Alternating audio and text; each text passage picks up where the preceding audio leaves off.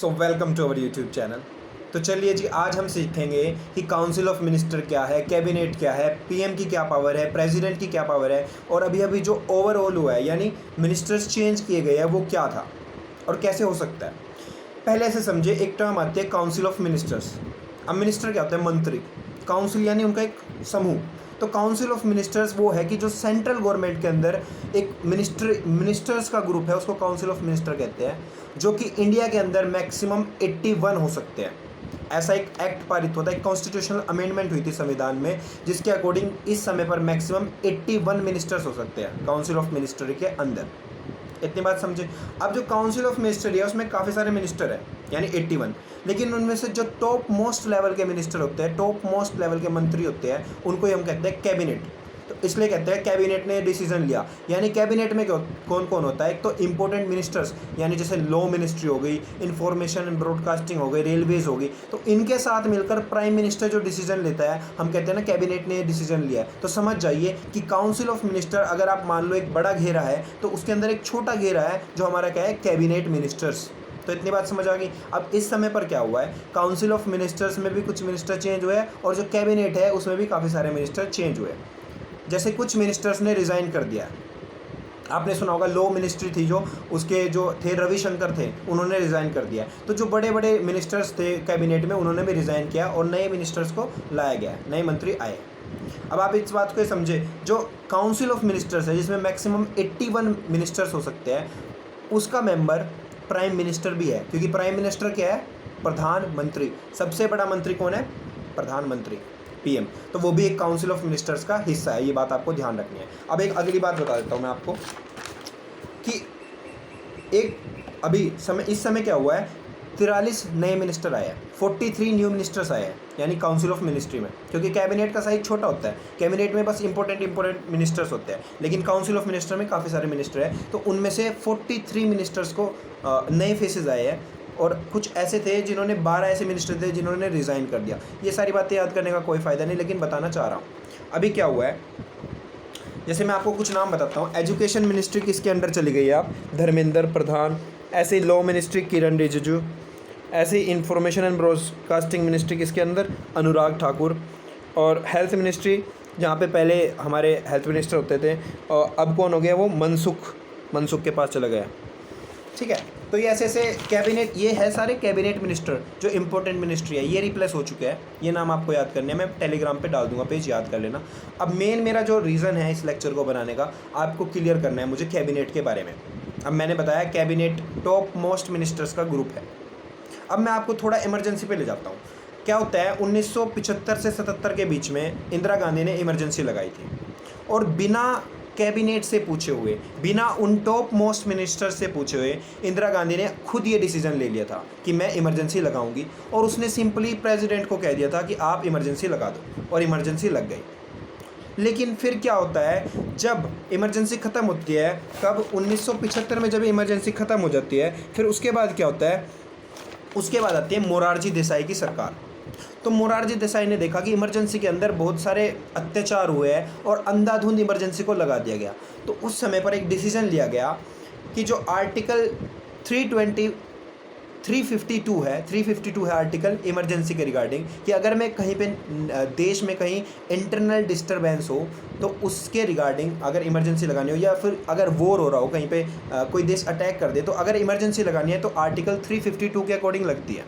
तो उस समय पर इंदिरा गांधी ने एकदम से इमरजेंसी लगा दी थी अपनी मर्जी से। लेकिन फिर जब मोरारजी देसाई, बाद में इमरजेंसी के बाद जब मोरारजी देसाई की सरकार आती है, तो मोरारजी देसाई क्या करते हैं, एक संविधान के अंदर एक बदलाव करते हैं कि अगर अब इमरजेंसी लगानी पड़ेगी तो आपको कैबिनेट से पूछना पड़ेगा।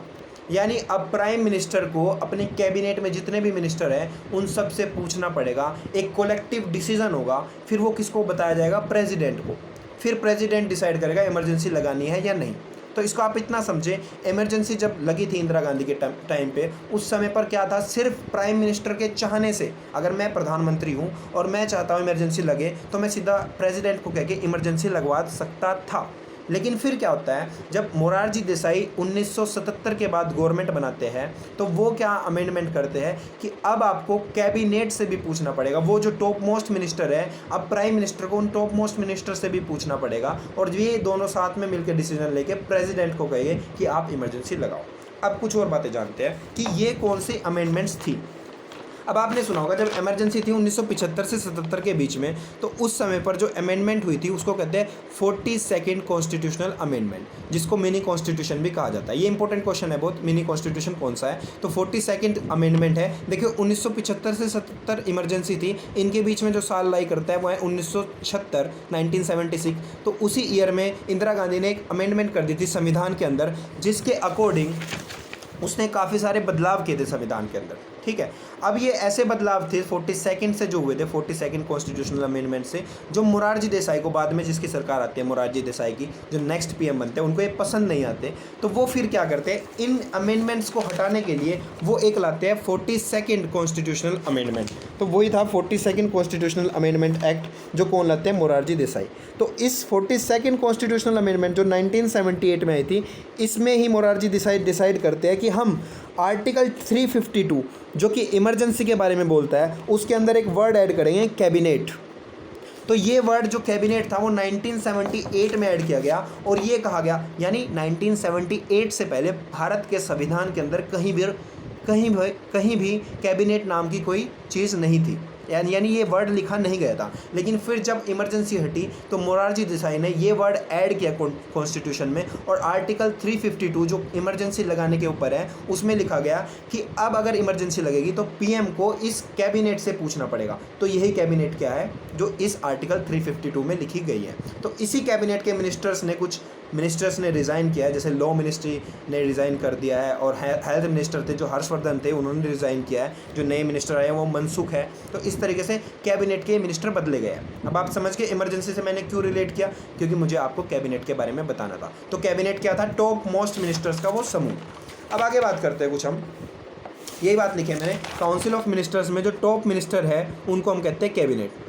ठीक है, अब 2004 से पहले क्या होता था, अब मैंने आपको क्या बताया, काउंसिल ऑफ मिनिस्टर में 81 मिनिस्टर्स हो सकते हैं इस समय पर। अब क्यों है ऐसा, देखिए 2004 से पहले क्या था, प्राइम मिनिस्टर, प्रधानमंत्री जितने भी मिनिस्टर बनाना चाहे वो उतने बना सकता था। यानी अगर वो अपनी काउंसिल ऑफ मिनिस्ट्री में अपनी मर्जी से 100 मिनिस्टर रखना चाहता था तो रख सकता था। लेकिन फिर क्या होता है, 2003 के अंदर एक अमेंडमेंट होती है कॉन्स्टिट्यूशन के अंदर, जिसको कहते हैं हम 91st कॉन्स्टिट्यूशनल अमेंडमेंट एक्ट। ठीक है, 2003 में ये एक्ट आता है, जिसके अकॉर्डिंग क्या होता है कि अब जो मैक्सिमम मिनिस्टर हो सकते हैं काउंसिल मिनिस्टर में वो 81 होंगे। अब 81 ही क्यों, क्योंकि इस समय पर लोकसभा की जो स्ट्रेंथ है वो 543 है। इतना आपको पता है, मेरा एक लेक्चर है, पिछला लेक्चर लोकसभा राज्यसभा के ऊपर, तो उसमें बताया 543 क्या है, लोकसभा में एमपी की स्ट्रेंथ है। तो उसने कहा था, इस अमेंडमेंट ने कहा था, 91st कॉन्स्टिट्यूशनल अमेंडमेंट ने ये कहा था कि अब जो लोकसभा में टोटल मेंबर्स है उसके 15% जितने मेंबर्स हैं वो मिनिस्टर बन सकते हैं सिर्फ। यानी 543 मेंबर्स है, उनका 15% लगभग 81 निकल के आता है। यानी अब सिर्फ 81% ही काउंसिल ऑफ मिनिस्टर में मिनिस्टर्स बन सकते हैं आफ्टर 2004। इतनी बात से आप समझ गए। यानी पहले पीएम चाहता था तो मैं जितना चाहता था, यानी मैं पीएम हूँ, अगर मैं जितने मिनिस्टर बनाना चाहता था आप लोगों में से, तो आपको मैं मिनिस्टर बना देता। ठीक है, अगर आप एमपी हो तो। लेकिन अब क्या है, अब संविधान में लिखा गया है कि मैं सिर्फ 81 मिनिस्टर्स बना सकते हो मैक्सिमम। और इस समय पर काउंसिल ऑफ मिनिस्टर में कितने मिनिस्टर है, 78। तो समझ गए, अभी भी 3 मिनिस्टर की जगह खाली है। तो आप देख लीजिए, आप में से किसी को इलेक्शन लड़ना हो या मोदी से आपके रिलेशन अच्छे हो जाए तो क्या पता आप उन 3 मिनिस्टर्स के अंदर आ जाओ। तो समझ गए कि काउंसिल ऑफ मिनिस्टर में कितने मिनिस्टर हो सकते हैं, 81। इस समय पर कितने हैं, 78। और चुनता कौन है, ये हमारा प्राइम मिनिस्टर। ठीक है, इतनी बात समझ गए आप। अब ये क्या था, अब ये मिनिस्टर्स बदले गए, अब बदलेगा कौन। देखिए मेन जो फेस है इंडिया का वो है प्राइम मिनिस्टर, यानी जो मेन काम करता है वो प्राइम मिनिस्टर है। लेकिन जो फेस वर्ल्ड को दिखाया जाता है या जो सुप्रीम दिखाया जाता है इंडिया में वो कौन है, president. President is the first citizen of India. लेकिन जो मेन काम होता है, बेस रूट पे जो काम होता है वो प्राइम मिनिस्टर करता है, और प्राइम मिनिस्टर फिर अपनी सलाह देता है प्रेसिडेंट को। मैं प्राइम मिनिस्टर, आप प्रेसिडेंट, ठीक है, मैं अपनी सलाह दूंगा आपको कि भाई मैंने कुछ मेंबर्स चुने हैं जिनको मिनिस्टर बनाना है, और प्रेसिडेंट साहब आप इन्हें मिनिस्टर बना दीजिए। यानी चुनूंगा मैं चुनूंगा कौन मेंबर्स को, मैं चुनूंगा कि ये पर्टिकुलर बंदों को आप मिनिस्टर बना दो, और मैं जाऊंगा आपके पास, आप प्रेसिडेंट हो, कि आप बस साइन कर दीजिए कि हाँ ये मिनिस्टर हो गए। तो इसी को कहते हैं पोर्टफोलियो देना। तो यही कहा गया है कि president on the advice of prime minister allocates the portfolio to the ministers. समझ गए, यानी उनको कार्यभार सौंपता है कौन, प्रेसिडेंट सौंपता है। इतनी बात आपको समझ में आ गई।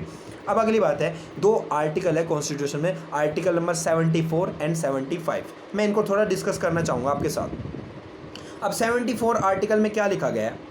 74 आर्टिकल में लिखा गया है कि काउंसिल ऑफ मिनिस्टर क्या है और प्राइम मिनिस्टर कौन है। ठीक है, इसमें लिखा गया है, आर्टिकल 74 में लिखा गया है, 74 के फर्स्ट पार्ट में लिखा है कि एक काउंसिल ऑफ मिनिस्टर होगी जिसका हेड कौन होगा, प्राइम मिनिस्टर होगा। ठीक है, और जो ये काउंसिल ऑफ मिनिस्टर और प्राइम मिनिस्टर कोई डिसीजन लेंगे, कोई एडवाइस देंगे, वो किसको देंगे, ये प्रेसिडेंट को देंगे, और प्रेसिडेंट को उस एडवाइस के अकॉर्डिंग एक्ट करना पड़ेगा। ये किस में लिखा गया है? आर्टिकल 74 के फर्स्ट पार्ट में। अब आपको इस बात को ऐसे समझिए, इमरजेंसी के टाइम पे क्या था, इंदिरा गांधी ने अपनी मर्जी से इमरजेंसी लगा दी बिना काउंसिल ऑफ मिनिस्टर से पूछे हुए। लेकिन अब क्या है, अब क्या लिखा गया है इसमें, 74 आर्टिकल 74 के फर्स्ट पार्ट में लिखा गया है कि prime minister council of minister से डिस्कस करेगा बातें और एडवाइस करेगा किसको, प्रेसिडेंट को। तो ऐसे ही काउंसिल ऑफ मिनिस्टर के अंदर क्या आता है, कैबिनेट भी आता है। तो इसके अकॉर्डिंग ही क्या है कि प्राइम मिनिस्टर कैबिनेट के मिनिस्टर से डिस्कस करेगा और एडवाइस करेगा किसको, प्रेसिडेंट को। तो एक किस्म से जो इमरजेंसी की प्रोविज़न है कि कैसे इमरजेंसी लगेगी, उसका एक प्रोसीजर यहाँ पर भी लिखा गया है आर्टिकल 74 के अंदर। वैसे आर्टिकल 74 बोलता किसके बारे में है कि काउंसिल ऑफ मिनिस्टर का हेड कौन होता है, प्राइम मिनिस्टर, और ये साथ में मिलकर प्रेसिडेंट को सलाह देंगे और प्रेसिडेंट को उसके अकॉर्डिंग एक्ट करना है। अब आप इसको ऐसे समझिए, इस समय पर मैं प्राइम मिनिस्टर हूँ, मेरे कुछ मिनिस्टर है, ये कुछ मिनिस्टर है मेरे। ठीक है, हमने डिसीजन ले लिया सारों ने मिलके कि इमरजेंसी लगानी है।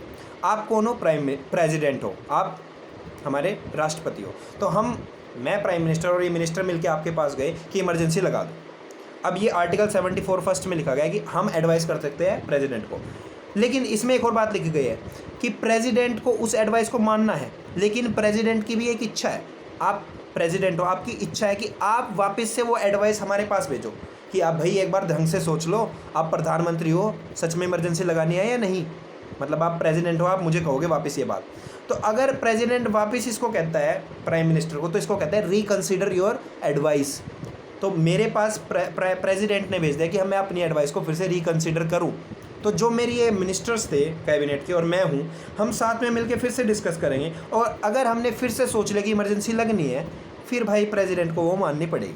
तो यही है यहाँ पर कि आप प्राइम मिनिस्टर और मिनिस्टर्स मिलके प्रेसिडेंट को एडवाइस दे सकते हो, और प्रेसिडेंट बस रिकन्सिडर करने के लिए एक बार फिर से हम पे भेज सकता है, लेकिन बाद में उसको एडवाइस माननी पड़ेगी। यह है आर्टिकल 74 का फर्स्ट पार्ट। ठीक है, और 74 के सेकेंड पार्ट में क्या लिखा गया है कि जो एडवाइस प्राइम मिनिस्टर प्रेसिडेंट को दे रहा है, वो कोर्ट के अंदर उसके ऊपर केस नहीं होगा। ठीक है, could not be challenged in the court. तो यही बात है कि इस चीज़ को चैलेंज नहीं किया जाएगा। जो भी कोई डे टू डे वर्क में भी एडवाइस हो सकती है। ये इमरजेंसी का एग्जांपल वैसे ही लिया है मैंने। फॉर एग्जांपल कोई बिल पास होना है और मैं अपनी कैबिनेट के साथ डिसीजन लेके प्रेसिडेंट को कहता हूँ कि इस पर साइन करो। जब बिल, देखो, लोकसभा राज्यसभा ने बिल पास कर दिया, बाद में प्रेसिडेंट को साइन करने होते हैं। तो अगर प्रेसिडेंट ही मुकर जाए तो बिल तो पास होगा नहीं, वो एक्ट तो बनेगा नहीं। तो इस समय पर क्या होता है, जो प्राइम मिनिस्टर होता है अपने मिनिस्टर्स के साथ मिलके प्रेसिडेंट को कहता है आर्टिकल 74 के अंदर कि आप इस बिल पर साइन कर दीजिए। इतनी बात समझ गया आपको। ये एडवाइस देता है प्राइम मिनिस्टर, फिर प्रेसिडेंट उस पर साइन करता है, वो क्या बन जाता है, एक एक्ट बन जाता है। इतनी बात आप समझ गए। आज के बारे में इंपॉर्टेंट क्या था, आर्टिकल 74 क्या है। 74 में लिखा गया है काउंसिल ऑफ मिनिस्टर है, उसका हेड प्राइम मिनिस्टर है, वो प्रेसिडेंट को एडवाइस करेगा। प्रेसिडेंट अगर वो बात ना माने तो वापस वो हमें कहेगा, लेकिन अगर हम ना माने फिर से प्रेसिडेंट को वो बात माननी पड़ेगी। अब आर्टिकल 75 क्या है, 75 के फर्स्ट पार्ट में लिखा गया है कि कौन किसे चुनता है। यानी इसमें लिखा गया है कि प्राइम मिनिस्टर को प्रेसिडेंट अपॉइंट करता है। यानी आप प्रेसिडेंट हो ना, मैंने आपको प्रेसिडेंट बना दिया यहाँ पे, कि प्राइम मिनिस्टर को प्रेसिडेंट अपॉइंट करता है। ये बात लिखी गई है 75 आर्टिकल में।